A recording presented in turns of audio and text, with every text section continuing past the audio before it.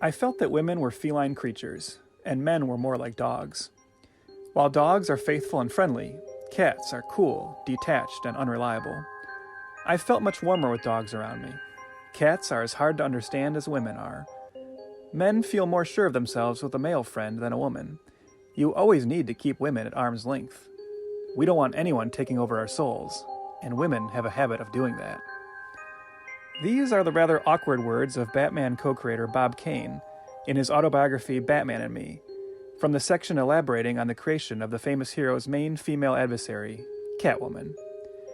Besides these, let's say, questionable gender dynamics of Kane's explanation, he also added that he and primary collaborator Bill Finger considered cats to be kind of the antithesis of bats, which is also a somewhat strange sentiment.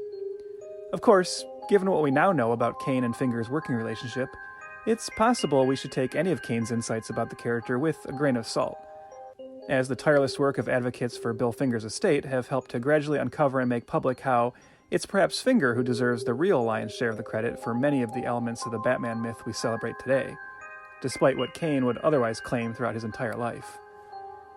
While we may never know how much each man specifically contributed to her origins, there's no doubt the two did nonetheless create one of the most iconic female characters in superhero history, as well as one of its most notable anti-heroes.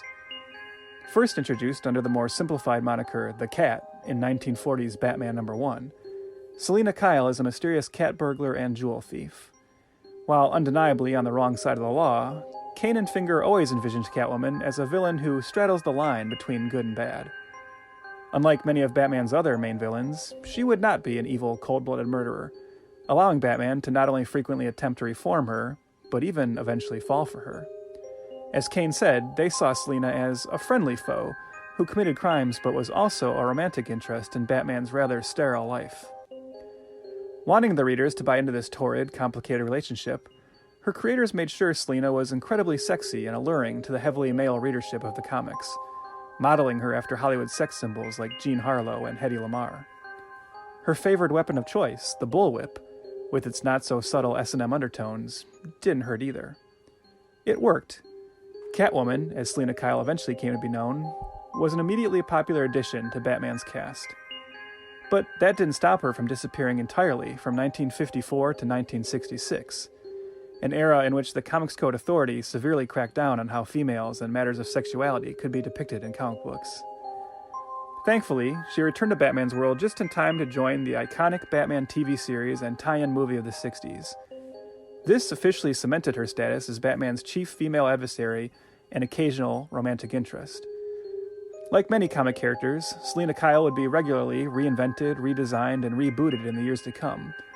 But the basic notion of a sometimes bad, sometimes good, sexy thief who Batman can't help but feel attracted to would remain a constant, ultimately leading to the recent 2020 release of Batman Catwoman, the first ever monthly comic title in which the two characters share top billing, and which presents the duo as a fully involved romantic pair, working together to fight crime in Gotham City. There's one particular element of the Catwoman story, though, that perhaps doesn't get as much attention as it should, and this involves looking back to the aforementioned Batman TV show of the 60s. While the character was famously played by Julie Newmar in the first and second season of the show, Newmar was unavailable during the filming of both the 1968 movie, where she was replaced by Lee Merriweather, and, more notably, during the third season of the show, where the role was taken over by popular singer, comedian, and activist Eartha Kitt. While Catwoman wasn't the only villain to be played by multiple actors over the course of the show, she was the only one to be played by actors of different races. There's no indication given in the show that Kitt's Catwoman is a different character than Newmar's or Merriweather's. And so, this must be considered one of the first groundbreaking examples of comic book character race swapping in live-action adaptation, an often controversial practice that even still today receives a lot of attention and debate. If Catwoman was a pioneer in this field then, perhaps it's oddly appropriate that when she finally made it to the big screen as the star of her own movie, it was not a white actress in the lead, but rather Hollywood's most successful African-American actress of the time. Though, to be fair, in a rather odd twist, this version of the character was not Selina Kyle, but rather a brand new character, one Hollywood hoped might take the mantle and character's legacy to brand new heights. The year is 2004, And as Hollywood is once again starting to take the potential of comic book movies seriously, Warner Brothers is ready to finally deliver on the potential of a female-led superhero film franchise with Catwoman.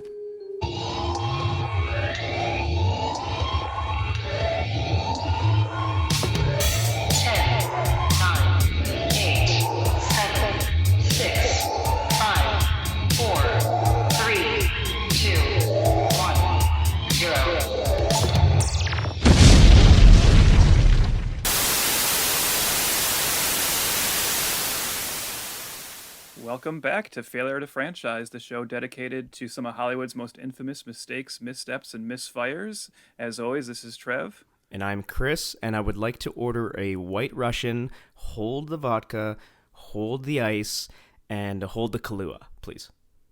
All right. Well, here is your milk. Thank you. Thank you. Thank you. That was a dramatic reading. Chris, before we jump into this one, Sure. I just want to read you a list here. I think you'll get where I'm going with this. Okay. Yep. Sting, Madonna, Liberace, Bono, Cher, Bjork, Prince, Twiggy, Eminem, and Rihanna. Just a small sampling of the incredible entertainers that have, thrilled us through the years who go by only one name. And on this episode, we celebrate another one of those. Of course, we are talking about the legendary Pitof. Yeah, legendary, the visionary, the genius, some may say, Pitof. Yeah. Now, of course, when we're talking Pitof, that gives away what we're talking about. Although there might be some Pitof superfans who say, "Oh my God, are you doing an episode on 2001's Vidok, the first ever fantasy film filmed entirely on digital video?" Or maybe they're saying, "Oh, finally, a podcast all about 2008's Sci-Fi Channel original Fire and Ice: The Dragon Chronicles." But no, we are talking about Pitof's most notable work, 2004's Catwoman. Some may say his masterpiece. Yeah, his opus. Yes, for sure. Some like to say that about Goodfellas to Scorsese. Well, no, Pitof is Catwoman is myth at this point. Yeah. What Godfather is to Francis Ford Coppola, Catwoman is to Pitof. And as we like to say, Pitof directed this. It is written by Teresa Rebick, John Brancato, Michael Ferris, John Rogers, probably more. The budget was $100 million for Catwoman. Domestically, it made $40 million. Worldwide, it took in a stunning $82 million. So this is a colossal failure on many avenues, but we'll get into that. But yeah, Pitof is the visionary director behind 2004's Catwoman. I mean, a colossal failure also in regards to anybody who allowed this movie to cost $100 million. Oh, yeah. Which is something I'm sure we'll talk about. So let's talk about the history of this film a little bit, because it's, maybe, and this is one of those cases where the history might be a little bit more interesting than the film itself. Because why is there a Catwoman film in 2004? I mean, that's not too shocking. So in the early 2000s, this is right when comic book movies were starting to become a little bit more legit and a little bit more respectable because of that 1-2 punch. Well, I was about to say that 1-2 punch of Spider-Man and X-Men, but I always feel a little bad saying that because it kind of discounts Blade, which too often is the case. And you and I have recently revisited the Blade films, and I think we have to give the devil its due and say Blade is actually what really kickstarts the whole return of comic book movies in a big way. Absolutely. And then you get X-Men and Spider-Man, which are big hits. And suddenly studios are like, oh, yeah, comic books. People like comic books. We can make movies of those.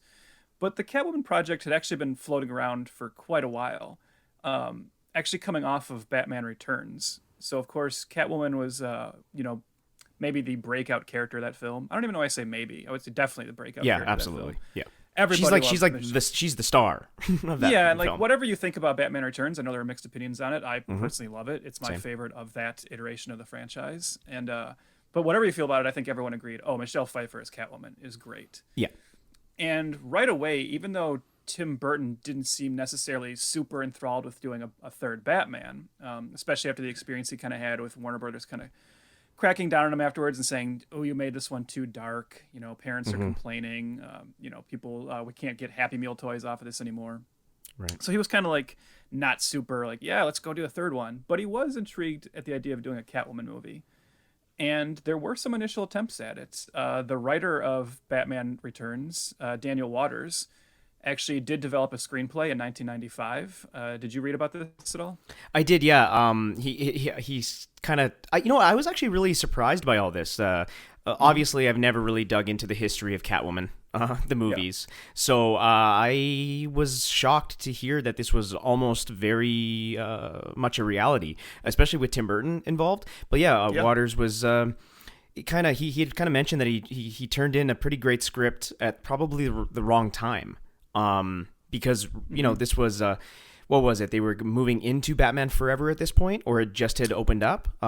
Yeah, he said it was basically like it was just, like you said, it was just the wrong time because he turned in a screenplay, and I'll summarize it in a second. Sure. But it was that same kind of dark vein that him and Burton had worked on with Batman Returns, which makes sense because this was the two of them collaborating again. At this point, Burton had just signed a development deal with Warner Brothers. He was kind of deciding whether to do Catwoman or possibly do an adaptation of The Fall of the House of Usher by Edgar Allan Poe. Obviously, he doesn't end up doing either, but those are the two projects he was juggling. And Waters turns in this pitch right at the time Batman Forever comes out. And Batman Forever, which was a notable like attempt to go back to more family-friendly and lighter fare, made all the money in the world. This gets forgotten, but Batman Forever had like the biggest opening of all time that opening weekend. Wow. Do you remember that? No. I actually, well, I didn't remember it because I wasn't born yet. But Batman Forever, I actually am kind of a defender of that movie. Oh, I really like Batman. Okay, cool. Okay, good. I couldn't remember if you liked that one or not, but you don't have to defend it to me. I really enjoy it. Okay, awesome. I actually think Val Kilmer's great. He's yeah, I think he's fine. I think I don't think Tommy Lee Jones is playing a very good Two-Face in terms of how the character is supposed to be in the page, but I think he's having fun and he's entertaining. I think the problem is that Jim Carrey and Two-Face are playing the Joker, but they're different characters altogether. Yeah. Although I really like the Riddler in that movie. I think that's like peak Jim Carrey. He's great. Nicole Kidman, super hot. Yeah, for sure. It's visually, I think it's a very fun film. I think I think that film properly straddles the line of like camp and still a little bit of that dark sensibility of the previous two. But yeah, it was huge, and it was clear at that point that if they were going to make any more Batman films, they weren't going to go back to that Returns model of very dark and dour and more adult. And Waters' script, or at least his pitch for Catwoman, fell more in that realm. So it says here that his plot concerns after the trauma of Batman Returns, Selina Kyle has amnesia, and she doesn't really remember why she has all these bullet holes in her body. So she goes to relax in a place called Oasisburg. It says, what Gotham City is to New York, Oasisburg is to Las Vegas, Los Angeles, or Palm Springs. It's kind of a resort area in the middle of the desert. And as the film goes on, it's revealed that it's run by former superheroes who have kind of become gangsters. And says this movie was meant to have great fun, making fun of the whole male superhero mythos, that they end up being not very good at all deep down. And she's got to return to her Catwoman persona to take them and this crooked city down. That sounds awesome. Yeah. Like I picture that as like Michelle Pfeiffer in the role, Tim Burton back, that same twisted, crazy sensibility of Batman Returns. And I definitely want to see that movie. Yeah. But unfortunately, we did not get that movie. No, unfortunately, we don't get it. We actually get, again, though, a couple of years later, John August, a very well-regarded screenwriter. He's known for doing, like, Go, and then he goes on to work with Burton on Big Fish. In 1998, he pitches a version to Warner's, which was, again, going to have Michelle Pfeiffer attached, and he said the producers were excited. And this was basically just him. I think they probably gave him, from how it sounds, I'd imagine they gave him the mandate of sticking with at least some of the plot elements of that previous ones, or else it's just a pure coincidence that he also comes in with an amnesia storyline. And his is about Catwoman, again, Selina Kyle having amnesia, and then kind of going back to like where she came from, this city called like Lake City, and kind of trying to just like, start leading a normal civic-minded life. And we even have like Bruce Wayne showing up in this version in the hospital after she's been kind of, she gets like blown up in an explosion, and that's what gives her amnesia. So he comes to visit her, and she can't remember that she's Catwoman. So she's just like, why is this rich millionaire, this handsome millionaire visiting me? He doesn't really, I don't really know too much more about his pitch. He was sharing some of it on Twitter once, but he didn't share the entire thing. Right. But again, that sounds interesting. Typical Hollywood nonsense. Even though Michelle Pfeiffer was interested in coming back, and I believe that she was even attached at one point, even maybe produce. It's 1998. producers get a little bit like, we don't know if we still want to, bring up Memories of Returns. And they Right. actually tell August that Sarah Michelle Gellar has to play Catwoman. No shit. Yeah. Producers wanted her to be Sarah Michelle Gellar in a Matrix-inspired supervillain movie. So now they're already thinking, too, like, well, the Matrix is coming out soon, and we've seen it. It sounds awesome. Yep. So let's try and get into that vibe. And this whole project falls apart. And this is still just, like, the beginning of this whole, like, journey for Catwoman to get to the screen. Because at this point, Warner Brothers is definitely, like, they want to make this film. Yeah. They want a Catwoman film. Michelle Pfeiffer starts sounding like less and less interested. She keeps saying, it's a character she likes, she wants to play again, but I think the initial maybe burnout of it not happening right away. She's getting a little older. She says, like, I want to concentrate more on my family. Yep. So it really sounds like if I find the right one to come back for, fine, but that's getting more and more far between. So by 2001, we actually have we get closer with Ashley Judd set to take over the role. Mm-hmm. Now, I'm sure you saw this too. This is where it gets a little shakier because at this point I kind of lose touch of. I can't really tell if Ashley Judd was meant to be playing like the same Selena Kyle or if this was meant to be a reboot. Did you see anything about that? Yeah, I wasn't totally clear on that either because at this point too they were developing Batman versus Superman, so they were kind of. I'm not sure about that. They may have a been different version of Batman versus Superman. Exactly. Yeah. So it does feel like maybe they were doing what kind of DC is doing now in a weird way, just kind of like throwing out movies and seeing what sticks. I thought the weirdest thing was that it says when Ashley Judd left the project, they briefly talked to Nicole Kidman. Yeah, I saw that too. That was so weird. Which is so weird because she had already played Meridian Chase in Batman Forever. Well, and that's why it leads me to believe that it was totally separate. Yeah. Yeah. So that all falls apart, and so finally we get it. It comes together for the version we're talking about, 2004.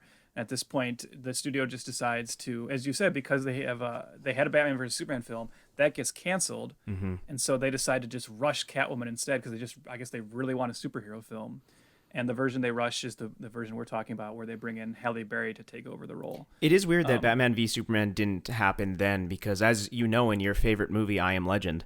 There's that big billboard that's on in the background. So, which actually does, I believe, it ends up being really, really close to what the actual logo was for that film. Yeah, which I guess makes sense because that's an image that's been used before. But definitely, yeah. And that even maybe someday we'll have an opportunity to. It didn't get made, but maybe someday we'll have an opportunity to talk about that Batman versus Superman film, which sounded kind of interesting actually. Probably. Almost certainly would have been better than the one we got, in my opinion. But yeah. It's funny that the previous like Batman v Supermans and then the previous JLA movie all sound way better than everything we've gotten so far. Yeah, very and interesting. just like not to tip our hat on this, but the Daniel Waters Tim Burton Catwoman film I think might have been better than what we're talking about today. But I don't know. Maybe you disagree. I don't know. Only slightly. I don't have too much to say about why Pitof gets involved. No. So for those of you who I can't imagine this is many of our listeners, but let's just say we have, I don't know, one or two listeners who have never heard of Pitof or don't know a lot about Pitof. I'm sure I'm just preaching to the choir here. Right. What was his name again?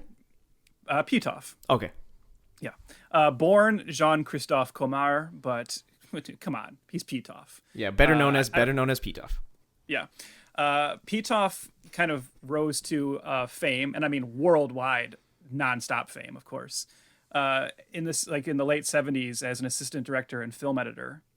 So over in France, he kind of starts his own post-production studio in 1986 called Dubois,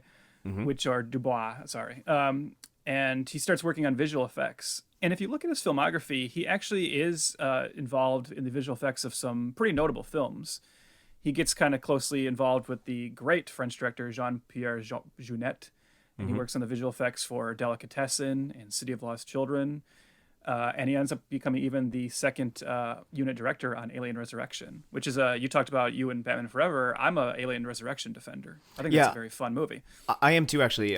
Not to go off on a tangent, but that one holds a special place. There was in my heart. There was a show that used to be airing here in Canada. I'm unsure if you're familiar with it because I don't think it was just designated for here, but it was called Movie Magic, You've And told me about this before. It sounds not too dissimilar from just like those the making of that HBO used to do and stuff. oh, okay, cool. But yeah, they just kind of had half-hour segments. They did Mm-hmm. Alien Resurrection, just the big movies of the times. Let's just say it like that. But I remember being floored by the use of CGI this time, and the way that the look of the aliens felt very almost like dinosaurs in a weird way. Like, I mean, I'm a big Jurassic Park fan, but like the way that they felt like raptors. They felt like it was a different take, and the swimming stuff was always so fucking cool. Ron Perlman's in that movie, so obviously gets a big thumbs up for that. I don't know if I can defend the the baby alien stuff. No, yeah, that is the problem with that film. So like, whenever you come in and defend that film, it's one of those hard ones where we talk about always how important the ending of a film is. Yeah. And to be fair, that one does shit the bed in the ending, which is too bad, because I really think until you get to that like last 10 minutes, it fun. is very defendable. Yeah, I really like. I even like the mentality of how do we follow like the perfect ending of Alien 3. Mm-hmm. Well, let's just create a clone of Ripley, and then I actually think that that's an interesting character because she doesn't play it like Ripley. No, she doesn't.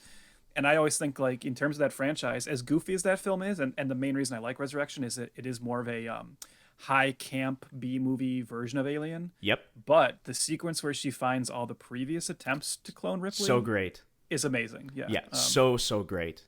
Yeah. Anyway, anyway. We'll hold that for our Alien cast. Yeah. So anyways, this is something that would happen in Hollywood quite a bit. And I think, you still see it a little bit. But if someone is, kind of rising through the ranks like that, has done a lot of, great visual effects work, Mm-hmm. kind of known for being, a good producer and, and then second unit director on working with a kind of acclaimed director, of course, eventually he was going to get the call to direct something. And I don't know too much about his directorial debut, V Doc. I didn't read if people really liked it. Me neither. But I do know, like I said, it has the distinction of, being the first fantasy film entirely with digital cinematography. Mm-hmm. And what it says is it's about Gerard Depardieu as historical figure Eugene Francois Viduc pursuing a supernatural serial killer. Maybe someday I'll watch it. Wouldn't hold your breath, but I could. Okay.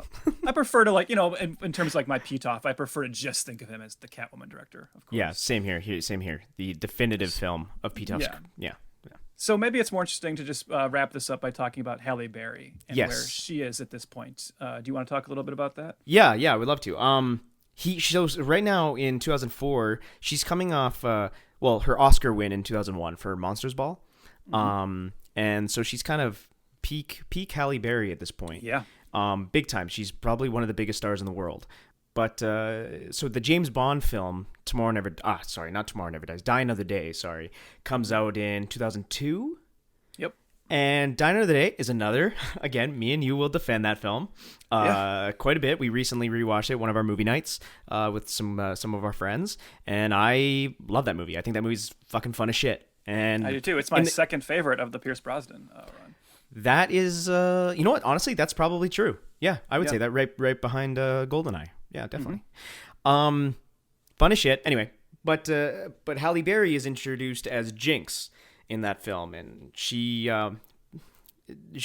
again fun as hell in that movie, and she looks great, and she can hold her own. And suddenly, word around the broccoli camp. The holders of the rights to James Bond are like, you know what? We should finally develop a spin-off film. Mm-hmm. And the Jinx film is in development. Halle Berry is 1,000% game for it. Yep. And I'm genuinely looking forward to it. And then for whatever reason, it just completely gets canceled. Do you know exactly why it was canceled? Because I'm going to go into other stuff afterwards, but do you know why it was really canceled? I don't know why it was canceled. I can only imagine. So I'm gonna slightly disagree with you in that I think, even though I love Die Another Day, I think she's like fine in it. And as a James Bond fan, I did not walk out of that movie going, I want to see more Adventures of Jinx. Sure. I will say it's odd that this is the only time we get this close to ever getting a James Bond spinoff. For a franchise that's been around that long, it's actually shocking how much how kind of conservative they've been with just keeping it on just James Bond. But I remember even at the time when that was being developed and me just thinking, oh man, if you're going to do a spinoff, why Jinx? Why not Michelle Yeoh's character from Tomorrow Never Dies, who to me is like a much better candidate. I mean, I just told you because Halle Berry's the biggest star in the world. Well, but that's the thing. So even though I don't know why the movie falls apart, and I'm personally not disappointed that it falls apart. Sure. Yes, of course I get it why it's being developed. As you said, I mean, think of this run. So in 2000, she's Storm in X-Men, which, as you said, is one of the most important films in the history of modern comic book films. Then in 2001, she does Swordfish, she gets a lot of like press for, primarily for the nude scene of it all. You know. There's big talk about how she makes them up her pay just to do, a brief topless moment in the film. And then that same year, she also does nudity in Monsters Ball, but that's a much different kind of film. And that really is like her at the height of her acting powers. As you said, she wins Best Actress for it. The first, and I think still only African-American actress to win Best Actress. I believe you're right. And then 2002, Die Another Day, 2003, X2. So yeah, she's at the top of her game at this point. Yeah, X2, one of the greatest sequels of all time. People still hold that in high regard. So yeah, she's and she's better in X2 than she is in X1 because they dropped that stupid accent. I mean we will talk about Halle Berry and her strengths and her weaknesses as an actress as we go through this episode. But I mean, like I said, she's been doing that traditional Hollywood thing at this point. Of she kind of breaks onto the scene in the early 90s with some like small roles in action films and Spike Lee films. Flintstones is what got me into it when I was a kid. Flintstones, seeing her in that movie was like, oh man, because when was Flintstones? 94? 94, yeah. We're in. Ironically, do you remember who she plays in Flintstones? Something gonna blow your mind if you remember. Something Stone, right?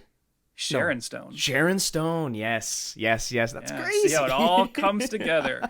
That's Flintstones. I think was maybe one of the first films where she kind of gets that level of billing. But in like '92, she was in Boomerang, which I think was where people really started to pay attention to her.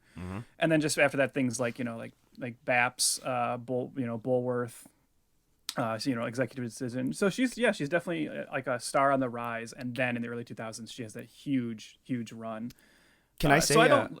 Oh, sorry. Go ahead. No, I was going to say, Halle Berry, to me personally, is my actually like first celeb crush.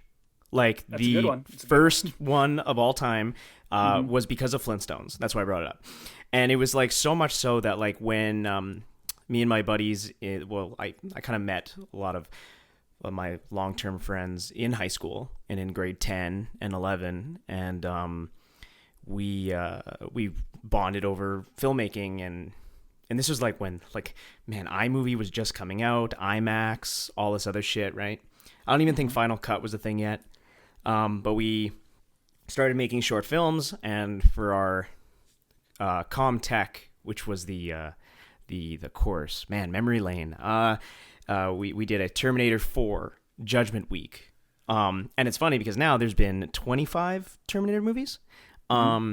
But we did Terminator 4 Judgment Week, and it was funny. And I'm willing to bet that your little homemade one might be better than all of those. It really is. But at the end of the credits, because we're just dumb, stupid kids in grade 10, we thanked, because it was an all male cast. Unfortunately, sorry. But canceled. Yeah, I know. Fuck. 20 years later, we thanked our girlfriends in quotation marks in the special thanks. And I thanked Halle Berry for being there for me because she was my all-time crush. Nice. Anyway, that was just a stupid anecdote. But anyway, Halle Berry is just I really she's awesome. I like her. Yeah. Even when she is bad, I do like there's something there. There's something there. Well, I didn't bother to mention 2003 also had Gothica. Totally. but still, like that X-Men, Swordfish, Monsters Ball, Die Another Day, X2. Yeah, of course of course she's gonna be in the running for the big female superhero movie. Well, and that's what it's kind of a no-brainer to give her Catwoman. Well, and she has a quote here I'd like to say. Again, it was coming right after Jinx was axed. She says, "It was very disappointing," Barry told Variety of the Jinx film. "It was ahead of its time. Nobody was ready to sink that kind of money into a black female action star. They just weren't sure of its value. But that's where we were then." And of the decision to actually do Catwoman, she continued, "People said to me, 'You can't do that. You've just won the Oscar.' Because I didn't do Jinx, I thought, oh, this is a great chance for a woman of color to be a superhero. So why wouldn't I try this?" Yeah, and you know what, she's right, and I'm totally down with that kind of thinking. And even Hmm. though I just said, I didn't really want a Jinx movie, to hear that might have been like the thinking behind why it didn't happen, that is heartbreaking. Totally. That they weren't ready to make that leap. That is too bad, and I think it's kind of sad that just kind of still the case today in a way. Hmm. It's still not something Hollywood is really rushing to do. And maybe this film today that we're talking about is one of the reasons now that people would point at and say, "Well, see." And of Yeah. course that always that dumb thing where they always pick the wrong thing about why a movie failed to latch on to. So let's instead talk about the real reasons it failed, and talk about 2004's Catwoman, directed by Pitof. What the hell is wrong with you, Phillips? Your incompetence is staggering. All my life, I felt powerless. I've never stood up for myself. But then, You can come out now, it's okay. I think maybe I'm in the wrong. everything changed.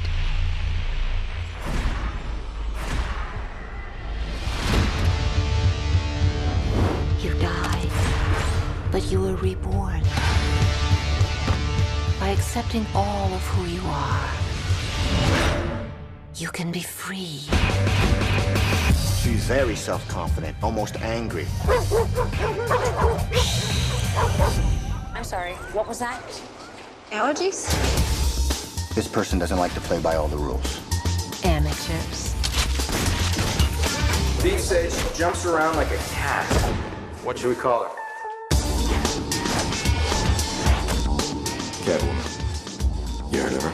Oh yeah. Hot. Black leather. Whip. You're gonna look like a cop killer. I might not be a hero, but I'm certainly not a killer. Put your hands on your head.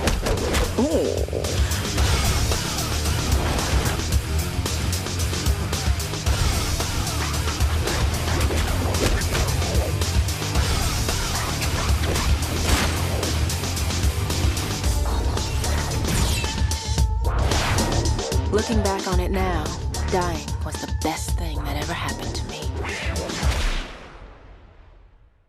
Catwoman is the story of a shy, sensitive artist, Patience Phillips, a woman who can't seem to stop apologizing for her own existence.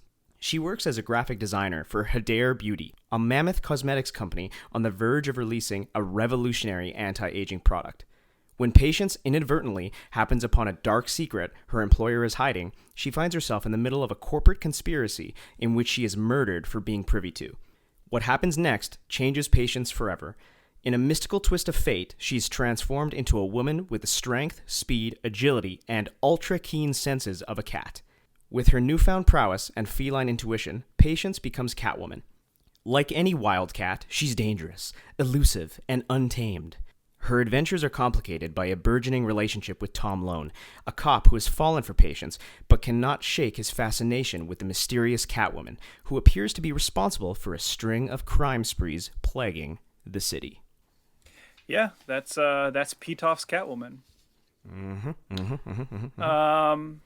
want me to go first on this one? Yeah. All right. So let me just say, Chris, this movie is far from perfect. You're fired. In fact, I'd be feline if I said it was even good. In fact, this movie is clawful. I'm not kidding around. It's a real catastrophe. Oh, we peaked right now. We peaked. This is it. This is our last episode. This is clearly me auditioning for the job of writing the long overdue Catwoman 2. Wow. That's just a small taste of the level of cat puns we get throughout the film. That was great. That being said, everything I just said is dead on. This is a very, very, very bad movie. This is so bad that, again, we just talked a lot about Halle Berry, but I'm shocked, even the megastar that Halle Berry was, I'm still shocked that she survived this. I don't want to say it's debatable, but looking at her filmography, I did note that I don't think she ever fully recovers from this. Sure, yeah, you're right. She survives it. Like this is not a career ender. But thinking of the fact that she won an Oscar in 2001, she had that string of films we were just talking about. she never gets back to like that A-list after this. No. And I think this film is you got to look at this as the reason why, because this is not just bad, this is infamously bad. We've talked about other films that have won Razzies, and we've said ourselves we don't necessarily care about the Razzies for reasons which we'll actually have an opportunity to mention later, but they've even since gone on to say this is the worst movie of all time. That's obviously nonsense, but when something like when that kind of idea gets out in the pop culture, I think most people agree it's certainly one of the worst superhero films of all time. Mm-hmm. And I think I'd say there's a strong argument to be made that it might be the worst. It's kind of like shockingly inept. It's embarrassing. My word was it's embarrassing for everybody involved. Even the Benjamin Bratz of it all. It's embarrassing, and you feel bad. You genuinely feel like I wasn't having fun with this. A lot of movies that are bad, or you can laugh at, and you have a playfulness to it.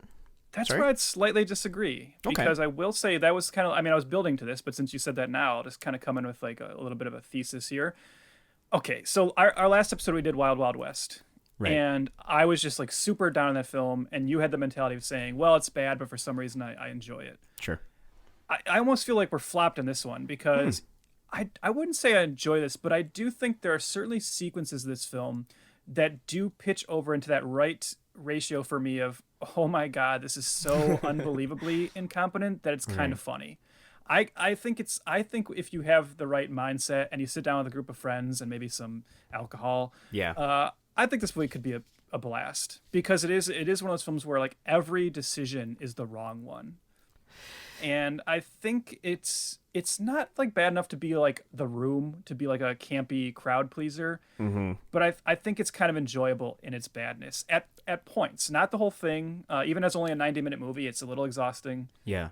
For various reasons. But yeah, I think it's watchable if you know that you're watching it because you want to laugh at it. Well, see, like I see what you're saying, and for sure there, especially the cat puns and the way that Halle Berry acts in this, like she acts like a cat, and I don't mean I mean it as literal as can be. Yeah. There's jokes of catnip when she rolls it all around her nose and her face. She hisses at dogs. When she first becomes Catwoman, she like excitedly chases a spider on the ground. Yes. I was shocked there was not a scene where a bad guy pulls out a laser pointer and distracts her by shooting a laser around her. I was surprised she didn't spray at any. Yeah, it's something. So like that kind of stuff I can see, you can kind of laugh at, that sort of thing. But this is where my biggest problem, not my biggest problem comes with it, but for, I guess, to push back on the fun of it, it's hard to look at. The editing is so chaotic that it is hard to watch. It's hard to focus on anything. It's hard to have fun when you're on the brink of nausea. Like there's I think the most infamous scene of this entire film is also listeners, this is kind of be one of those types of movies that we jump around. Sorry, but there's a scene. But not sorry. Yeah, exactly. Pitof should be sorry. But we Benjamin Bratt is the love interest to Patience Phillips, as I said before, and there's this kind of will they won't they kind of mentality, and they end up in a basketball court, and they start to flirt, and they're gonna have a flirty game of one-on-one. It is the most infamous scene in the film. We're gonna probably link this scene to our Twitter or something at F2F Pod. But it is so terrible. It's hard to see. It's hard to watch, and you might throw up. And I'm not kidding. Like it's really, really that bad. The editor should never work again. It's not, yeah, and it's a double whammy because the editing is horrible, but it's also just a dumb scene in concept. Like I don't want to watch I'm not watching a Catwoman movie to watch a sexy basketball game between Halle Berry and Benjamin Bratt. Yeah. And it's really weird because this film is a year after Daredevil, and there's actually a lot of similarities between this movie and Daredevil. Like just like story elements are very similar, and then I'm sure you remember that Daredevil has a scene with Elektra and Matt Murdock kind of having a flirtatious fight in a playground. Yeah, you're right. And the basketball scene is like totally the same thing. And I don't know if that's them, like, if they saw an early cut of Daredevil, they're like, let's just copy that. Or if this was just somehow in the ether at the time. But yeah, that's what that scene reminded me of. You're dead on how ugly this film is. The editing is, I just hate that style of editing, that ultra editing of, how many edits can we fit into 30 seconds. It's always, I can't say it's always bad. It can be used to good effect. I think in very chaotic action films, sometimes it's used well. Sure. But I hate when it becomes a crutch to obscure bad filmmaking. Or I hate when it's used not even like, it's not a crutch, it's what they're aiming for, but they're using it in like all the wrong times. Like instead of actually choreographing a fight and just letting it play out in a wide, let's just do 100,000 cuts to obscure the fact that our actors can't really fight. And that's what we get a lot of here. Like I think of, good examples of it when it's used in like something with Oliver Stone and Natural Born Killers. But he's using all the cuts to kind of keep cutting to different film styles and different color schemes and things. So it's like interesting. Here you just have a character like walking across a hallway, and for some reason it's 19 cuts to different angles, and they don't match up. The facial expressions change from each cut to cut. It's pretty embarrassing. It's that he breaks like the fundamental rules of editing. And I remember being in like some film studies courses years and years ago, just like what is that rule? The line rule? Do you know what I'm talking about? Oh yeah. What is that line rule called again? Fuck, the 360 line rule? Fuck, I can't remember what it is. But it's basically what it means is you can't cross-cut different angles to confuse the viewer. So let's say Halle Berry's facing left in the shot. You can't immediately cut from that to another shot where Halle Berry's looking right. You can't cross that line. And this movie betrays that rule on numerous occasions, that you're just kind of disorientated. You don't even know what's going on. And like you said, when films pull back to see the action, I mean, obviously we like all that stuff, but I will say, to give this film some ounce little kitten size credit, the fighting style is kind of cool when you can see it. Halle Berry acts like a cat. She is very feline in her movements. They're fluid. They're kind of fun. She's pulling it off, but you never get to see it. She's got catitude. My man. Yeah. So like, I mean, like there's that little bit, but yeah, the editing is is a huge reason why I just, yeah. And let me blow your mind right now, Chris. Okay. To compound how bad the editing is, I have an admission to make. So I feel a little bad about this because I feel like I did Pitof a disservice. Okay. My viewing experience for this film a couple nights ago, I was like, well, obviously I don't own Catwoman, and I don't really feel like paying to rent Catwoman. But I was lucky in that I realized at my parents' home, my dad was a huge movie fan. That's why I got into movies. I might have said this on the podcast before.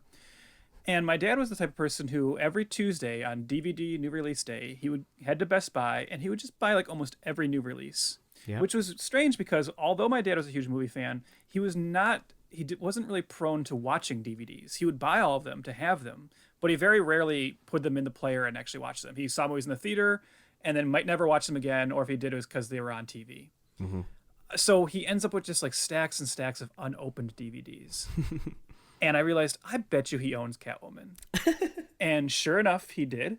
And I was like, oh, thank you. Thank God. I can take my dad's old Catwoman DVD and pop this in.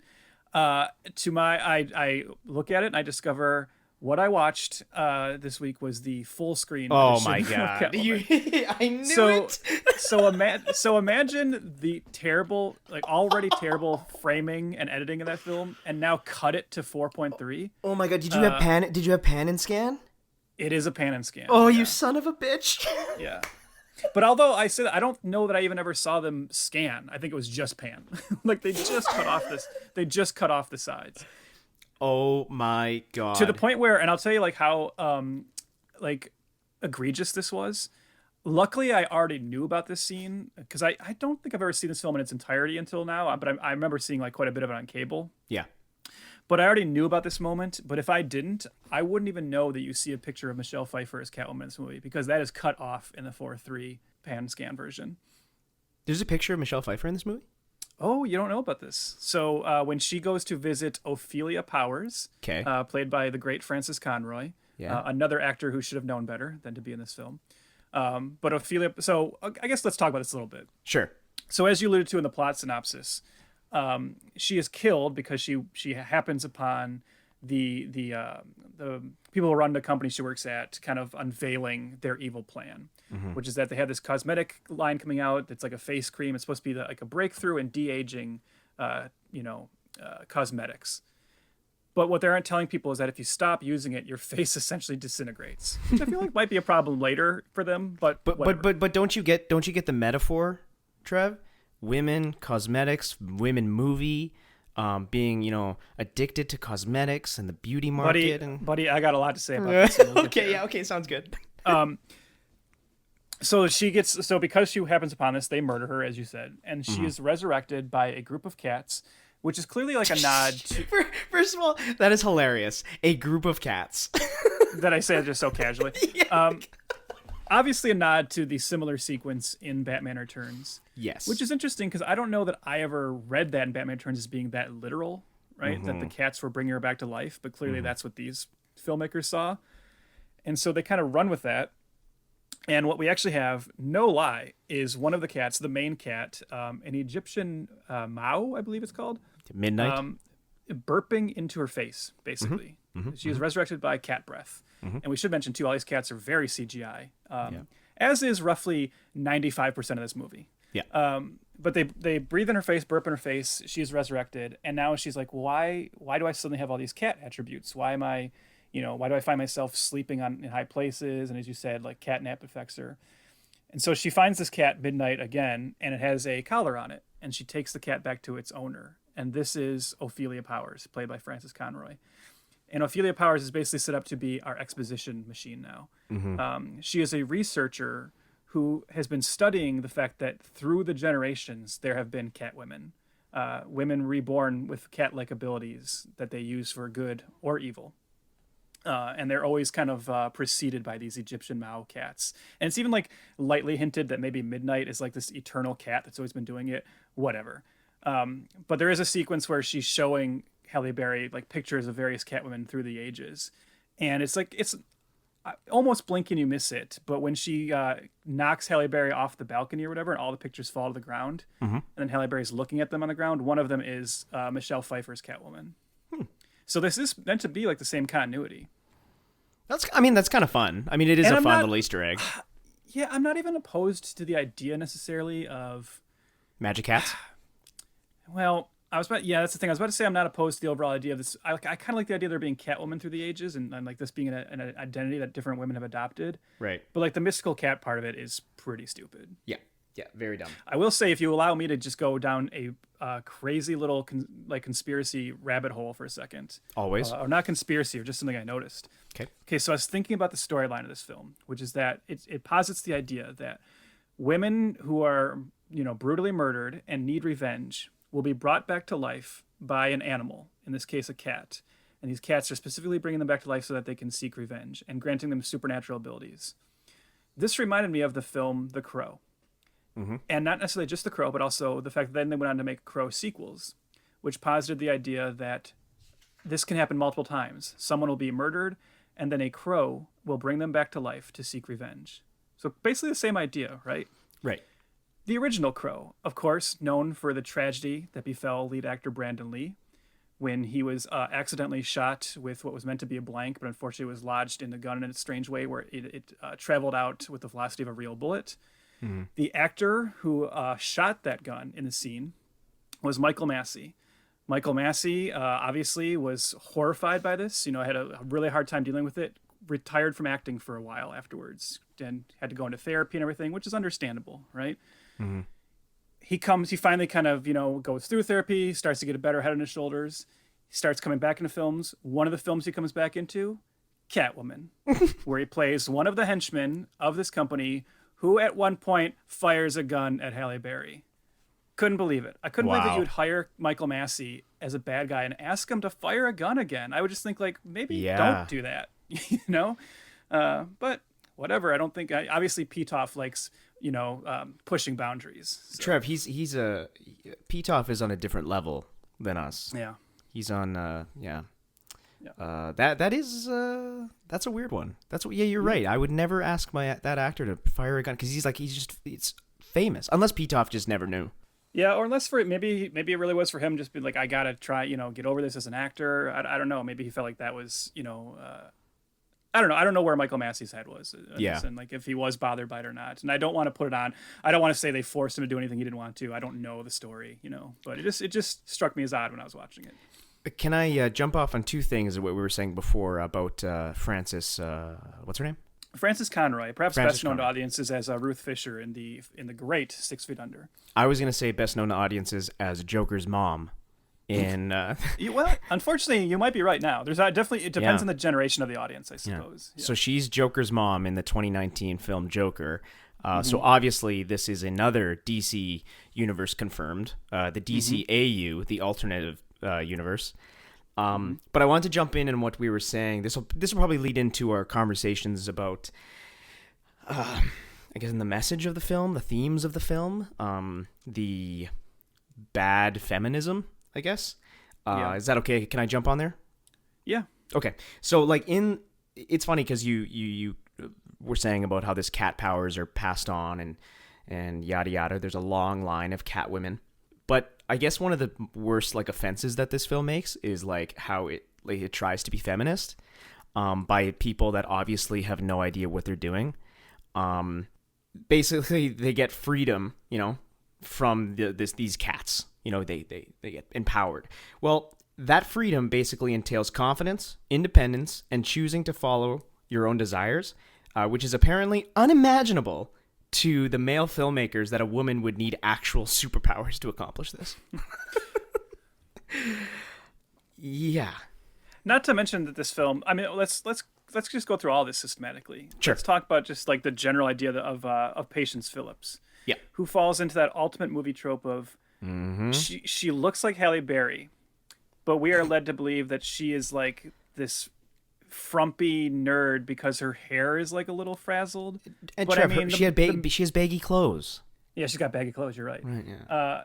This was definitely not another teen movie territory. Yeah. So I'm like, I'm sorry, this is Halle Berry. And now, to be fair, look, I understand. Plenty of very attractive people still have poor self-confidence. I understand that. Of course. It's fine.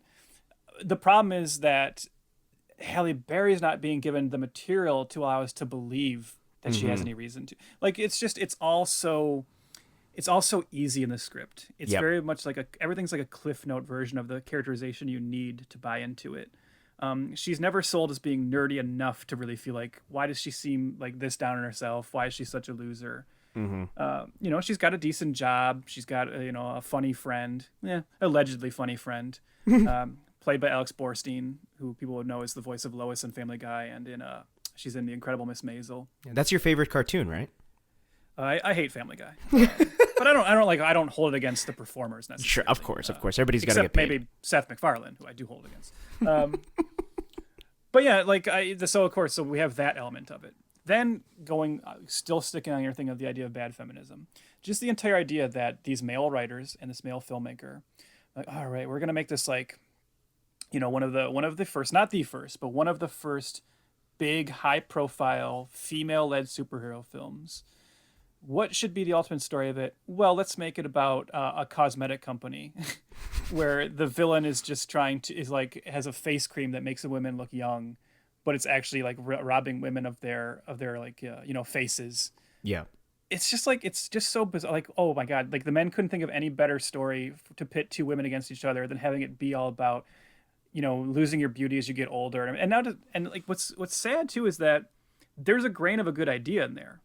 Because the messaging about Sharon Stone's character, so Sharon Stone plays Laurel Adair, who is the ultimate villain of this film. The one of the two. There's a married couple that runs this company, and she's revealed to be the main villain. And there's actually something interesting about the fact that what they're saying about how when she turns 40, her husband decides that she can no longer be the face of the company, and she kind of gets pushed aside. Yeah. That's actually pretty interesting because that's true of actresses, right? That is the way Hollywood treats actresses. And Sharon Stone would ultimately be kind of a good example of that, where you can kind of track her career and how she was this young sex symbol. and as you get older, the kind of roles offered to you are lesser and lesser. But the film has no idea how to do anything interesting with it. No. And instead just turns her into kind of like a mustache twirling villain. I also found it very strange, and I don't know if this is like a weird irony and I don't know if you picked up on this, Chris, but for a movie that's trying to make that point, every time they show Sharon Stone and they're talking about how, now she's old and that's why they're pushing her aside. Mm-hmm. The movie does that like high lighting on her face. Yep. And like gels the lens so that she still looks young. Yeah. And I was like, is this a weird case of Sharon Stone's like vanity getting in the way of how the character should be appearing for us to buy into what they're telling us about you know what I mean? Like it just seems strange. Yeah. There was definitely more to that than initially said. But don't you think it all led to, which ultimately the filmmakers will probably said a million times, their cat fight at the end? Oh, well, I mean, yes. Do you want yeah. We should mention too that the husband of Laurel is played by the Merovingian. The awesome Lambert Wilson. Yeah. This is 1 year after he would have become known to American audiences as the Merovingian. Yep. In the Matrix Revolutions. I love the Merovingian. The Matrix Reloaded, Trev. Sorry, yeah. Matrix Reloaded. You're canceled. You get out of here. No, Merovingian's great. I love him. Yeah. I never played that Matrix Online game that followed the Matrix, which is like supposed to be the online kind of, World of Warcraft-esque continuation of the Matrix universe. But I remember them saying that when you join it, you can pick your factions. You can either be part of like the machines, you can be aligned with Morpheus and the humans, or you can work for the Merovingian. And I just remember being like, I'm going Merovingian. Oh yeah, that just sounds great. They made a couple great games for the Matrix. I don't know if you ever played Enter the Matrix. That was awesome. That was with actually Jada Pinkett Smith's character and Niobe. That's the only one I've played. That one's awesome. And then I also played Path of Neo, which was fucking sweet. And that was the first time at the end of that game, there's animated versions of the Wachowski siblings, and they speak. And it was like the first time we've really ever heard them. Remember, they were kind of elusive people in the industry. And it was at the end of at the end of Path of Neo, they basically just straight up tell you the theme of the Matrix. I was always struck by that. They were like, yeah, he's Jesus and yada yada, and it was kind of cool. So I don't know if that's online somewhere. Look it up. The end of Path of Neo, the Wachowskis actually speak, and this is when they weren't speaking to the public, but it was just kind of a cool thing. I don't know. Sidebar, obviously. I just wanted to bring up Lambert Wilson because we've been making odd connections about this film, like the Michael Massey Crow thing. The Halle Berry played Sharon Stone in Flintstones. Mm-hmm. I have another interesting one for you. So Lambert Wilson is in this. He's in The Matrix Reloaded. And then every time you go to an action scene in this film, they actually star discarded sprites from the Burly Brawl from Matrix Reloaded. Because really? No, I'm being facetious. Oh yeah, I was like, hold on. Every action scene in this is terrible CGI. Like yes, the rubber human CGI people. Whenever Catwoman is like running up the walls, and even just some shots where Halle Berry is just like walking across a rooftop. For some reason, it's like a CGI Halle Berry. Yeah, that was weird. When she's just literally walking, and it is straight up entirely CGI. And it's like, oh, Halle Berry just didn't want to walk. There's a lot of stuff like that though. Almost every establishing shot of the city or of the building where they work in is completely CGI. Like they couldn't just find like an actual building of a cityscape. Yeah, it's really weird how much this film is CGI. And that's when we said at the beginning, why is this film $100 million? I have to wonder if is that what the budget is getting sunk into? Because let's be clear, this does not look like a $100 million movie. No, definitely not. This has got to be one of those cases of like Hollywood bookkeeping, right? If this cost $100 million, it's either because you sometimes hear about how a lot of that budget you hear also reflects whatever was spent on the previous iterations. Yeah. So maybe we're also seeing whatever Ashley Judd was paid for her time involved and like what Daniel Waters and John August were paid for their scripts. Like maybe that's getting floated in this budget. If not, then a lot of executives basically made off with a lot of money on this. Well, actually, it's not going into the film. Well, Halle Berry did. She took advantage of the height of her career, and all the power to her. She made, at the time, $12.5 million for the movie, and it was the biggest payday ever for a African-American actress. Yeah, so and if she had known what the fallout would be, maybe we should have asked for even more. Yeah, that's actually a good point. Oh, man. What else? So much to... What else, Trev? This is going to be our score whore minute. Okay. Time to talk about the meowsic. This is our last episode. Yeah. Okay. As we've all said, me and Trev are score whores. We love movie music. This is so horrific. I felt like my ears were being assaulted. And let me tell you, this is going to be some trivia for people that don't know. The composer is Klaus Badelt. Okay. Not really a household name, but you have definitely heard his themes. In 2003, a little movie came out called Pirates of the Caribbean. Most people attribute Pirates of the Caribbean 1 to Hans Zimmer, who took over the franchise after Curse of the Black Pearl. Klaus Badelt actually did the music for Pirates of the Caribbean. That fucking awesome theme song, Johnny Depp's theme song, like all of that shit, that's all Klaus Badelt. So when I saw his name in this movie, I was like, oh shit, okay. And then I was horrified. But no, wait, because I want to. That's interesting, but I want to come in on a little pushback on that. Okay. Because hasn't it also been kind of, and I'm sure you've heard this too, and listened to the comparisons. That like theme of pirates is basically also this like music that's used in Gladiator. Oh, that's like, true. There is a little bit of that. So it's either like Zimmer reusing his stuff and getting some credit for it, or it's this Klaus Badelt guy just ripping off something that already existed. So you know what? Don't worry about it. Okay. Maybe this guy's a hack all the time. Oh yeah. You know what? Yeah, that's Trev said it. Trev Snyder said that Klaus Badelt's a hack. Well, in my defense, Chris, I'm going to ask you, as the audio guy behind this podcast, Sure. if you could drop in a little taste of the music, the meowsic, as I like to call it, that plays over the opening credits. Because I cannot remember the last time I've seen a big budget Hollywood blockbuster that started with music so indicative of like softcore Skinamax fare. And that's how I felt about a lot of the score in this. It's just it feels like it belongs on like a low budget, like, you know, like softcore porn.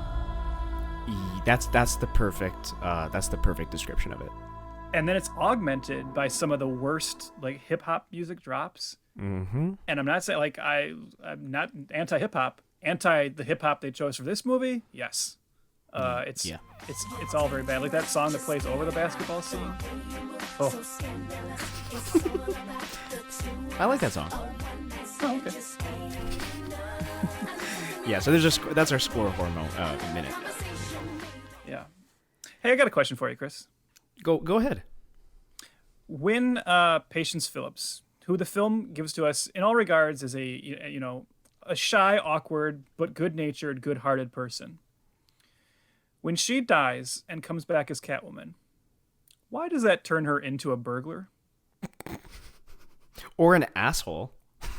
Yeah, why does she suddenly become like not a villain, right, but definitely an anti-hero? Yeah. There's the sequence where she goes and breaks up a jewelry heist, but we discover that she's only breaking it up because she wants to steal the jewelry. Okay, I get it. I get that the Selena Kyle version of Catwoman is a cat burglar, but you have gone out of your way to make a different version of the character. It's really strange what things they decide to pull in from the previous iteration and what things they just don't care about. Because it was never true of the previous Catwomen that they like always walked like a cat or freaked out from catnip, right? So they're making up a new version of the character, but they're like, well, I guess she has to be a cat burglar still. No, you can drop that. And not only that, it would make the character more likable. Because as you said, she is not likable once she becomes Catwoman. But that's again, Pitof, you know? He just doesn't, he's on the record saying he was never concerned with the comic books. He looked over a couple of pages from the comic books, and his philosophy was, what does he say here? Was that the character needed to work in the context of a film, and trying to be too slavish to anyone else's interpretation would be boring.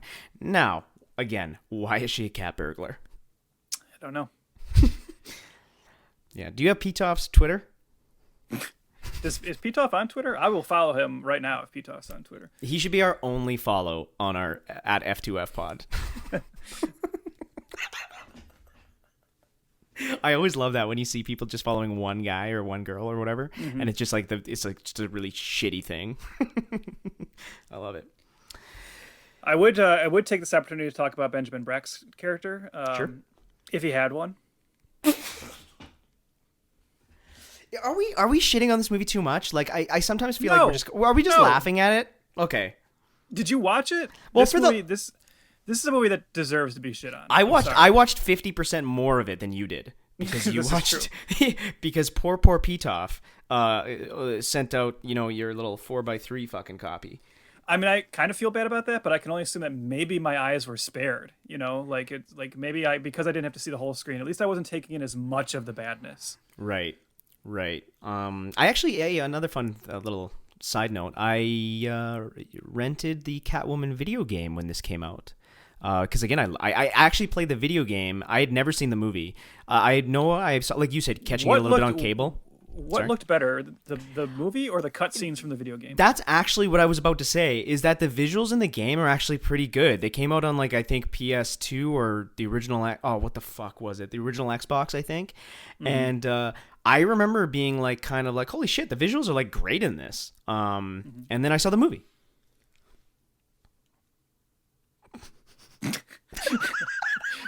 just let that lie. Man, I don't know. Trev, why haven't we talked about Halle Berry's costume? Well, we have to get there, obviously. Yes. And okay, first and foremost, I will say this. As a cisgendered heterosexual man, it's nice. But in the context of the movie and the sexual awakening that Patience is going through overnight, it's a little overly done. Yeah, and I would even say, as a fellow cisgender heterosexual male, I would say the costume, designed by Academy Award-winning costume designer Angus Strethy, working with Halle Berry, it really straddles that line between being sexy, but also being just laughable. Yes. Like, I don't like. There's sometimes we see it like, oh, okay, yes, she's Halle Berry, she looks great, But to be fair, Halle Berry looks great in the baggy Patience Phillips clothes, as we said, she's Halle Berry, and then you put her in this costume, and like, I know they want me to see it and just be like, oh, but instead I'm just like, are you kidding me? Like, that's kind of my reaction. Yeah, and it's so impractical. It's like when Zack Snyder got a hold of the Wonder Woman world of Themyscira, and all of a sudden in his scenes in Justice League, all the Amazons are wearing skirts and their bellies are showing, and you know what I mean, like their midriff is showing. Sorry, and it's like, this is pretty stupid because you'll just get stabbed. Like the practicality of it is completely out the window just to serve that gaze, and for the record, this whole conversation, we talked about feminism a little bit and this and that. We totally understand who we are. Okay, we are two white guys talking about this movie, so I wanted to get that out of the way too. We understand how it could sound a little silly. Yeah, I mean, I'm always like somewhat conscious of that. Yeah, but I do watch this film, and this is one of those cases where it makes you wonder, like, am I just missing it because I'm a guy, or you think to yourself, but there's no way like anybody could look at this as like really like empowering, right? Because it's I mean, that's, and the silliness of the costume. I particularly hate that headpiece. Yeah, which I don't that even one's think dumb. the headpiece isn't even like, to me, it's not even evocative of a cat. There's something about the way the ears poke up that it looks more like bat-esque or something. It doesn't. I don't know. It just looks very strange. But the costume, like, it's so goofy, and it's not helped by these cat mannerisms that we've talked about her doing the whole film. So we should say, like, she was actually trained by a choreographer named Anne Fletcher in cat-like movement. And this is the thing, again, like, the Pitof takes, and the writers take this so like literally, where they're like, well, if she's Catwoman, I guess she becomes a cat, right? Yeah. And so it's like, for the rest of the film, she walks like a cat, she has like little cat movements, and it's always so distracting in the wrong way, because it just makes me laugh every time when she's like, there's a scene where she's just on the phone and she's doing that kind of catwalk where she's very deliberately putting one leg in front of the other as she walks. I understand that I just described walking, but you'd know it if you saw it, what I'm talking about. Yeah. And then when she's kind of like, prowling over, like ledges and stuff, it's just like, why? they're just trying too hard to be Catwoman. I know that sounds weird in a film called Catwoman. Yeah. But good Lord, you don't have to be this literal about everything. Well, and that's what it is. It's just being too literal. When, I mean, Batman doesn't, go to sleep upside down. Except when he does in the film Batman by Tim Burton. All right. Gotcha. God damn it, Tim Burton. This is why the series was taken away from you. Yeah, see, he set the precedent that this film unfortunately followed. Mind you, that's a guy that was always more interested in the villains than the hero. So I mean, that kind of makes sense that he wasn't as enthralled with Batman as a character compared to the villains. So like he would fuck that up. You know what I mean? Kind of like Pitof. Pitof is taking this way too seriously, and or way too literally. Sorry, definitely not seriously. I don't know that Pitof is taken with any of the characters because he sure didn't give any of them anything interesting to do. No. The villains are terrible. I mean, we briefly mentioned them, but yeah, like Lambert Wilson and Sharon Stone, both performers I like. Both great actors. Nothing memorable about either of them here. No. Lambert Wilson just basically plays like the asshole, unfaithful husband who's pushing his old wife aside. Sharon Stone, man, how badly did you want Sharon Stone to really lean into this more and just go overboard, over the top, which she just kind of doesn't, right? She's very flat in this, unfortunately. Even when you get to like the third act reveal that this skin cream that, as we said, if you stop taking it, it disintegrates your face. Except when it doesn't, because there's a point in the film where her friend, what we talked about, Alex Borstein, she's taking it, and it like causes her to, faint at one point. They take her to the hospital, and Patience tells her like, "That's this cream. Stop taking it." She stops taking it. Nothing bad happens to her. Whatever. Don't worry about that. But Sharon Stone has been taking it so much that her skin has been turned into marble, and that's the third act reveal that she now has superpowers of her own. She's basically made of stone. Never mind that marble is actually very easy to break, and the fight scene basically the way to beat Laurel is eventually revealed to be just hit her more and harder. Yeah. And eventually you'll actually crack her skin, and that's what happens. She gets cracked. Her skin gets cracked. She gets pushed out a window. This is kind of, if you want to, okay, you said we're shitting on the movie a little too much. If you want to try and find these like little tiny bright spots throughout, I kind of like the moment where Catwoman like offers her hand to Laurel and tries to save her. Yeah. But Laurel like sees the reflection of her face and like she's so vain and so obsessed with her beauty that because her marble skin has been broken now, she basically just drops her to death of her own choice. Yeah. I like that. I suppose that's like the one little bit of interesting characterization there. And you have that moment where Catwoman's like, well, I may be a villain or whatever, but I'm no murderer. Okay, it works well enough, I suppose.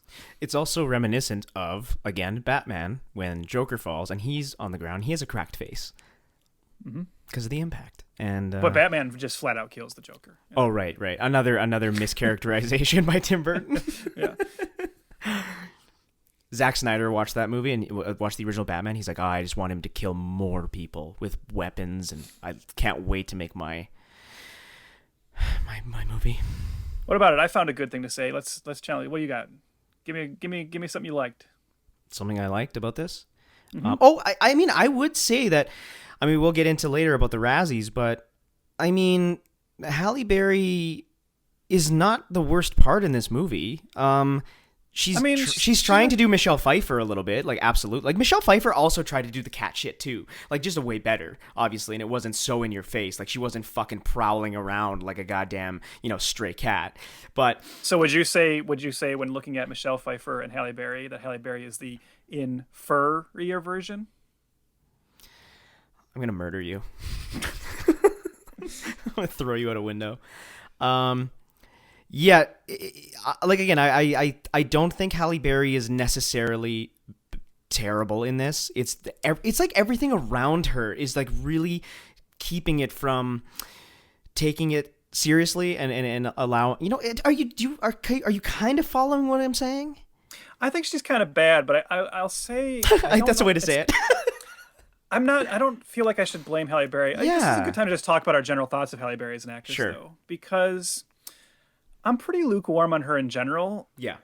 And I think like a lot of people, that's what made Monsters Ball that much more surprising to me, because she is incredible in Monsters Ball. And I remember that's always exciting when there's an actress who you think is like not even bad, just kind of like, oh, okay. There are certain actors and actresses that just they have a certain level, and you don't expect them to ever exceed that level, and that's fine. I have no problem. Like if you find your niche, you know, and like I said, she's perfectly capable to play somewhat generic action characters like a Jinx or something, right? And then you have Monsters Ball, which was like, oh wow, what a revelation! And I thought she so deserved that Oscar. Yeah. And then to follow it up with this, it's like, ooh, good God. But I really like. I think it's sometimes that she gets cast in parts that she shouldn't have. Like I don't think she has the gravitas to play Storm. No. Like she was clearly cast as Storm because she was a name. Like they wanted a big name there, and and like you said, like she does such a bad accent in the first one that they ask her to drop it in the sequels. Like that's telling. And yes, once she drops it, she is better, but never like amazing. And then in this, I think she's pretty. Here's where I'll go with you. I've seen a lot of reviews for this, like in doing research, where people are just like, "Oh, she's awful. Like it's this embarrassing performance." I'll say she's pretty good in the first act as Patience. Yeah. Like when the movie's just having her play, like even though we said it's not convincing, and I stand by that, it's not convincing that she's like this loser nerd. But she's bringing like a nice comedic energy to those parts. Yeah. Where you think like if you took that character and plopped her into a non-Catwoman movie, and this was instead just a little romantic comedy about her meeting this handsome cop, probably not a movie I'd like, but I think she'd be fine in it. Once she becomes Catwoman, I think then her performance becomes pretty appalling. P-A-W. Oh my God. But again, I don't know. Did you list these out, or are you coming up with them on the spot? You know what, Chris? Don't worry about it. Okay. But I would say, yeah, she's bad from that point on. But I don't know that it's her fault. It's really what the movie's asking her to do. Who's going to seem good being asked to like actually physically act like a cat and make all these goofy cat puns? Like I'm surprised they stopped short of having her actually bathe herself at one point. You know, like it's like that they come like that close to it, but. Or like hacking up a hairball. Yeah. Yeah, and that's kind of what I'm getting at. It's because it's almost like the movie sets her up to fail. Yes. Right? Like the movie, like it seems like the movie is like being made to embarrass her and the rest of the cast. Yes. That's kind of my thesis on her performance is that again everything around her is fucking her up. And she's just doing what she's asked to do and what the script says, and she's doing it competently, but it's just awful. But I don't think it's her fault. I really don't. And this is, you know, I know she's my girlfriend, as said before, so I know I'm kind of biased. But it's I really don't lay this on her. I really don't. It's Pitof. It is, yeah. It's Pitof and it's the writers. I mean, I'm more or less with you. Like, I kind of agree in that. Yeah, I think she's bad, but I don't think there's no way to be good in this movie. And because there's plenty of other good performances in this movie, and none of them are given anything to do with. Yep. And what Halle Berry's doing in this movie, maybe this is where you're coming. Maybe this is the slight distinction or difference we're having in that you're just like, oh no, she's competent, she's doing what she's asked for. You might not even be wrong. I guess you're kind of right because the point is. Would you just say I'm right? No, I take it back. No. Here's where you're almost right. Okay.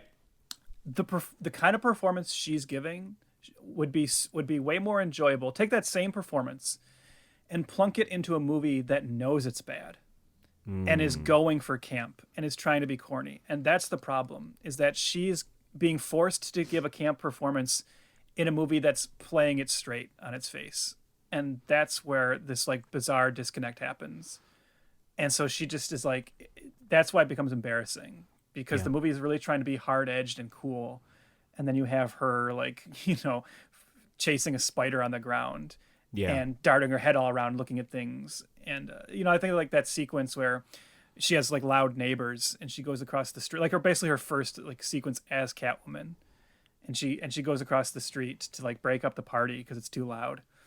And it's just, this one of those movies, like one of those scenes where you wish the movie had more of a sense of humor, because you're asking us to believe that, okay, yes, you've given her cat powers now, but she's still this like small framed Halle Berry, right? Yeah. And she breaks into this party of these gigantic like metalheads, and she like knocks down the door and then jumps on a table, and she's like acting like a cat, and they're all like intimidated by her and scared of her. I'm sorry, she would be murdered in like 10 seconds. Yeah. In that scene, And it's just like the movie never gets like how funny it could be and doesn't lean into it, and that's a real shame.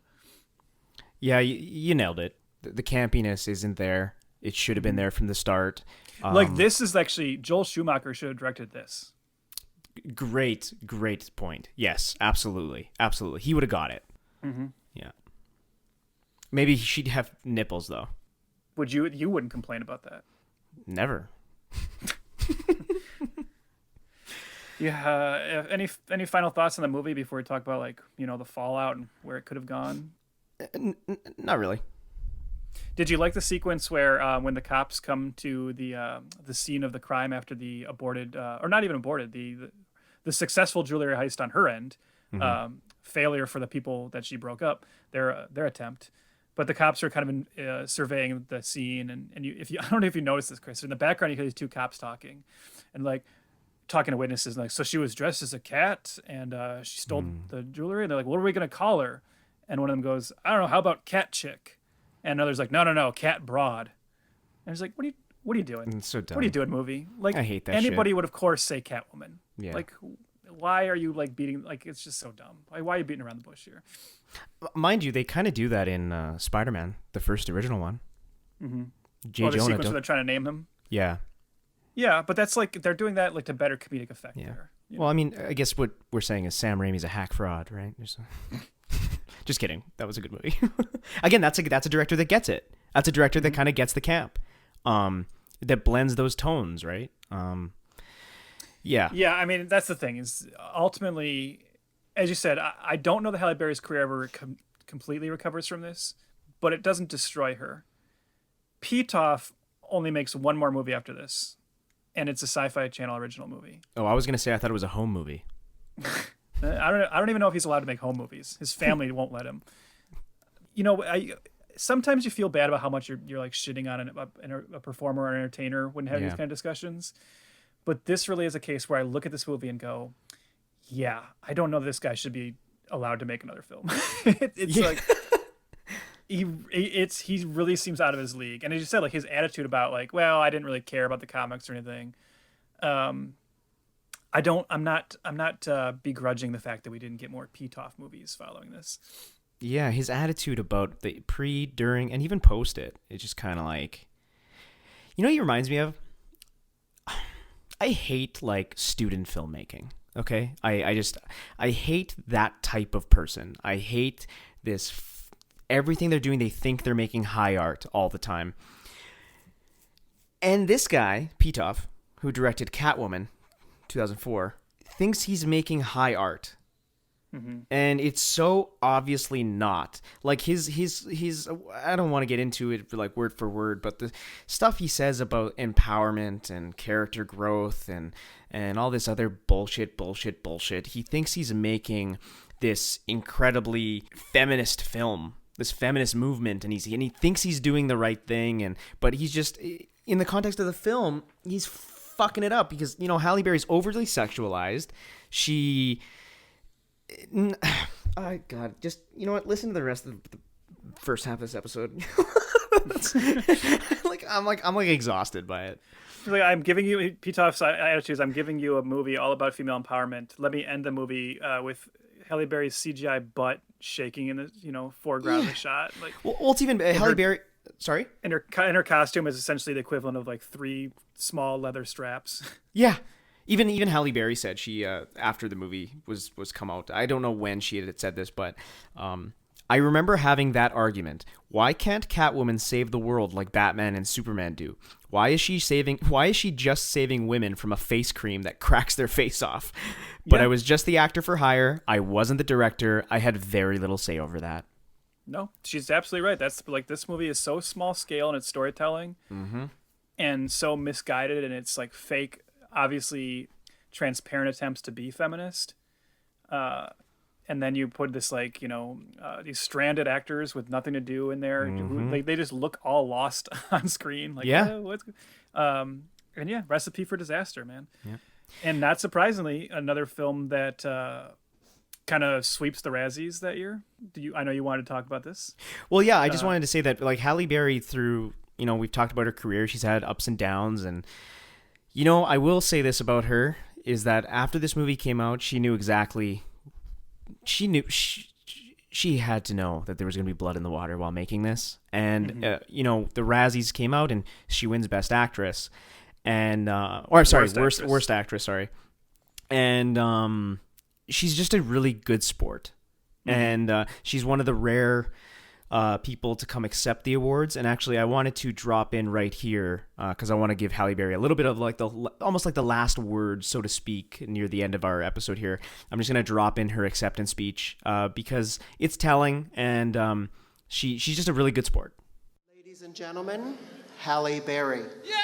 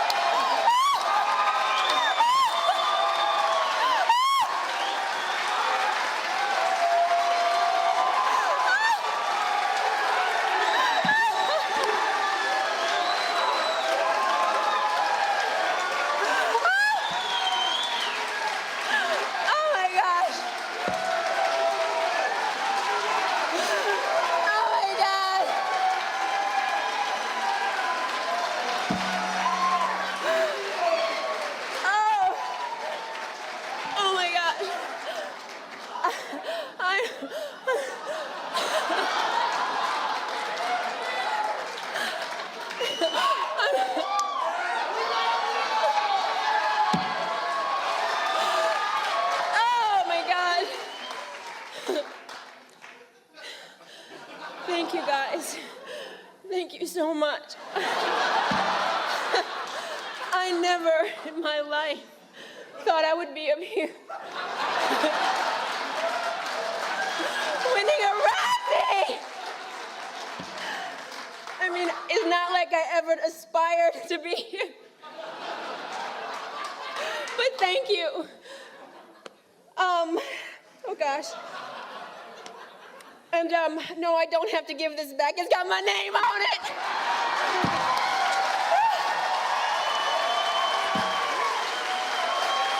But wow,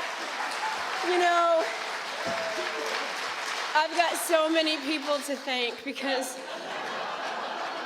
you don't win a Razzie without a lot of help from a lot of people.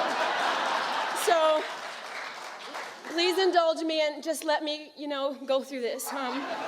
First of all, I want to thank Warner Brothers. Thank you for putting me in a piece of shit, god-awful movie.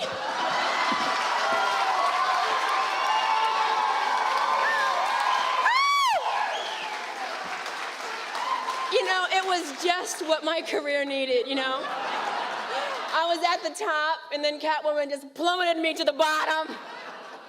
Love it. It's hard being on top. It's much better being on the bottom. I want to thank my manager, Vincent Cirencione. Vince, here he is. Here's my manager, Vincent Cirencione.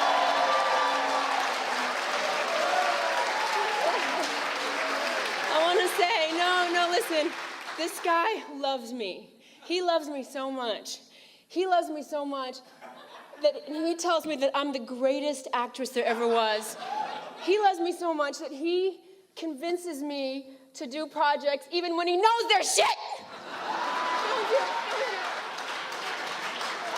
But that's how much he loves me. That's how much he really loves me. And my only advice to you, Vinny, is next time I do a movie, if I get a chance to do another movie, maybe you should read the script before you read just counting the zeros behind the one really isn't enough. You really got to read the script. Thank you. I love you, man. Love you.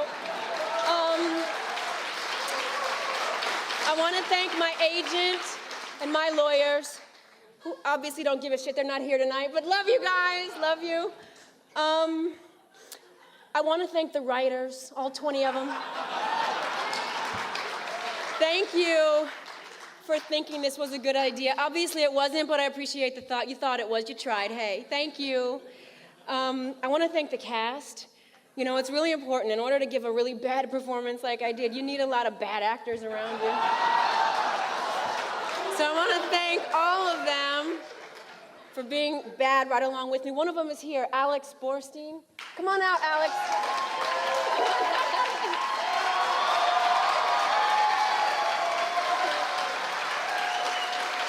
Thank you. You know what?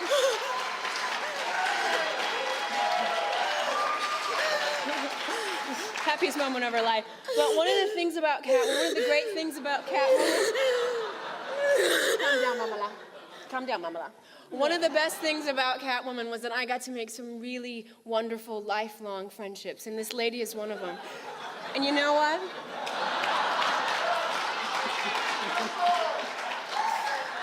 I want to thank you for every single day looking up at me and telling me that I was doing a great job, that I was the best Catwoman you ever saw. I want to thank you for lying straight to my face every day. Thank you. Thank you. Welcome. You know, in Hollywood, they lie behind your back, but she lied straight to my face. Love that. I love that. Thank you. Thank you. Thank you. Now beat it. I also want to thank our director, Pitof. You know, that one-name French guy. Thank you very much. It was a joy to come to work every day and work with him, really. I mean, I didn't know what the hell he was saying, but I'm sure it showed in my performance. But it was truly a joy and a pleasure. And I also want to thank my acting coach, Ivana Chubik. She just wrote a book called The Power of the Actor. You all should rush out and get it. Could change your life, too. And in all seriousness, okay, I've had enough fun joking. I want to really tell you why I'm here tonight. Really. I'm not exactly sure, really. I'm still trying to figure it out. But, because when I was a kid, my mother told me that if you could not be a good loser, then there's no way you could be a good winner. If you weren't able to take criticism, then you were not worthy of getting praise. So I ventured into my career of acting, and I started off in beauty pageants. It's probably another good reason why I'm here tonight. Started off in beauty pageants, and I won the first 3 in a row. Just won them. I got to the Miss USA pageant, and there I was on the stage with the first runner-up. And I was there, and she was there, and one of us would win. And she was this buxom, blonde, blue-eyed Texan.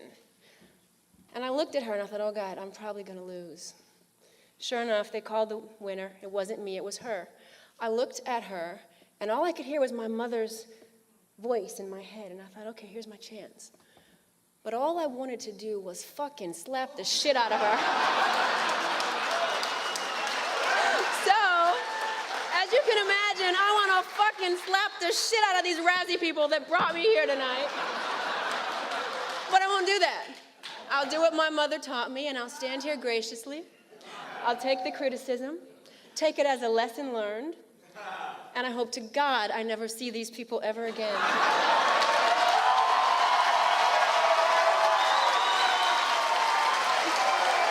Thank you all.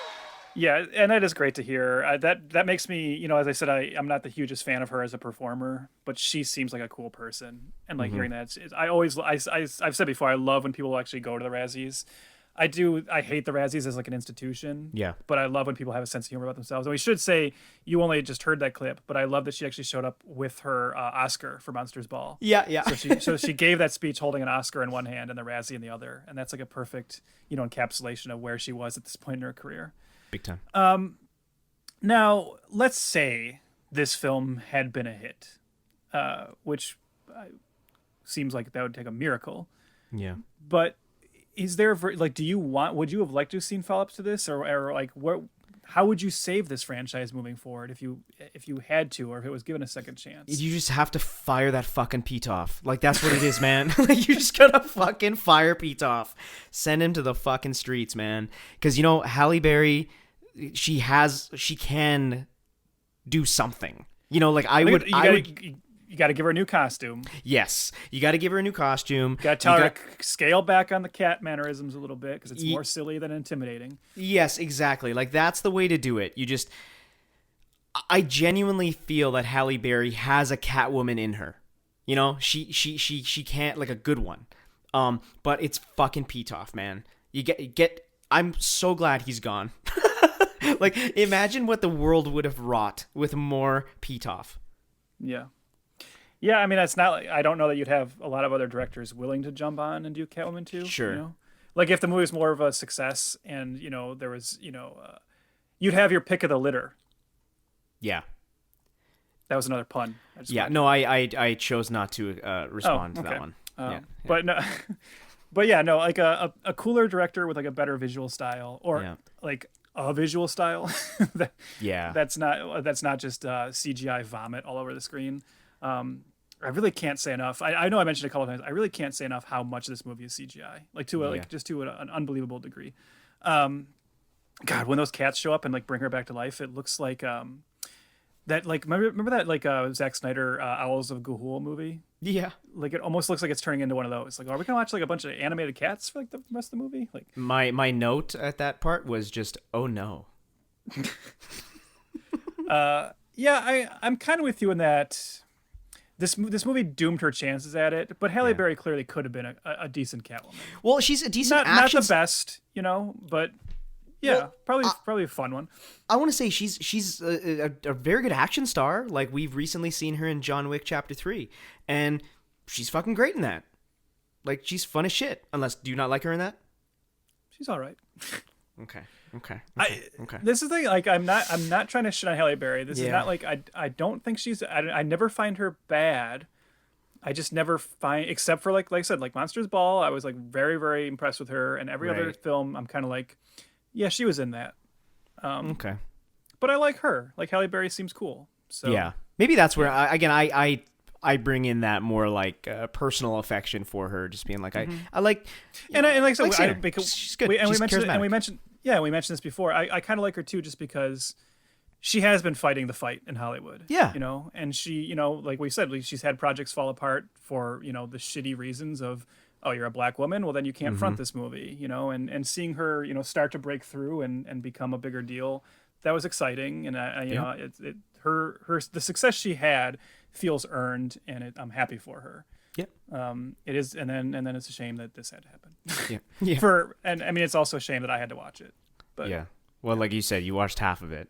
Well, you know what? Someday I'll try and find a version that only shows the sides that were cut off, but blacks out the middle, so that I can feel like I watched the entire thing, but I don't have to see any part of it twice. I feel like I want to edit that version for you, and then I'm gonna Clockwork Orange you, and I'm put like, your fucking eyes open, and let's go. Do you think? I mean, I know we made a joke about how he has no character, but just as we're wrapping up, sure. Do you think there's any chance that Benjamin Bratt will listen to this episode and be sad that we didn't say anything about him? I mean, Ben, I loved you in Demolition Man. I'm trying to think. Oh, I liked him in Miss Congeniality. Mm-hmm. Really good in that. I actually love that movie. I think that's a great movie. He's also still to this day my favorite Briscoe partner on Law and Order. Oh right, he was on Law and Order. Yeah, he was great. I like a Benjamin Bratt. You know, I'm glad he was good. I'm glad you mentioned him. He's good in Doctor Strange. He's in Doctor Strange? Yeah, he's got just a couple of parts. Remember, he's the guy that tells Strange about where to go to meet the Ancient One. Oh yeah, he's the direction guy. Okay, that's in the credits. Also, but he's in like the post-credit scene with who? I forget the actor. Chewie Telejifor. Oh yeah. Oh wow, man, I fucking Benjamin Bratt's in the MCU. I have no idea. Poor Benjamin. Should have got Benjamin Cat. Oh God. With that, if you want more puns in the future, we're on Twitter. At F2FPod. Like us there, like us everywhere. We're actually on all the socials, so like check your podcast app. All the links are there. Rate, We're review. not on TikTok. We're not on TikTok yet. That would be hilarious. But you know who is on TikTok? A lot of cat girls. So there you go. A little tie-in. Okay. Rate, review, whatever you do. That might, yeah.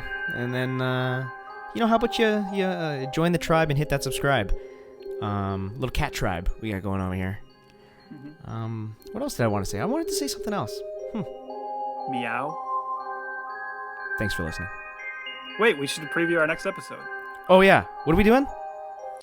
So our next full-fledged episode might be a little special something for you coming before then, but our next full-fledged episode, we'll be looking at Battleship. Yes. Oh, and I've never seen Battleship. Yes. Or as I like to call it, cattle ship.